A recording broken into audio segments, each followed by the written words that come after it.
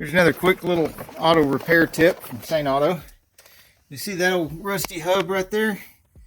Now, the hub bearing itself, there's nothing wrong with it. And I was doing some front end work here. And if you're doing some front end work and you've got the steering knuckle off, but you're not replacing the hub bearing, then a quick little tip for you is that the top, right here, this top off of a body filler can from doing body work, is just the right size to fill with vinegar, which when you soak it in vinegar, I'm going to leave this overnight when I come in here to finish up my front end work. I'll take that out of there and I'll rub it down with some baking soda to neutralize the vinegar, and then wipe it off good with shop towels.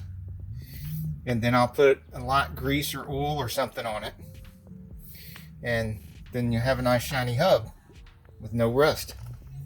Same thing with your lug nuts.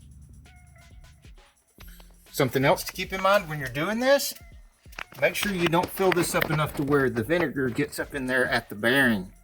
Don't want that vinegar to get to the bearing. Even though it's sealed off, it's going to be soaking for a while. It might find its way down in there. You don't want that.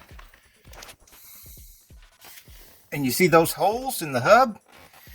Those need to line up with your history marks on the back of the brake rotor when you put the brake rotor back on. And even though you're lining up the history marks, scrub that down with some sandpaper or a wire brush, or at least a brass brush, and then a light finger of oil there, but don't get any oil on this surface here where your brake pads ride. And I use a lot of this stuff, Loctite and anti-seize.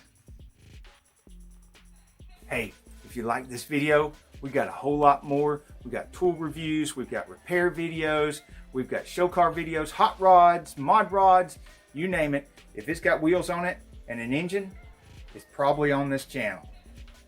So subscribe, like, and binge watch Saneauto. Binge watch Saneauto.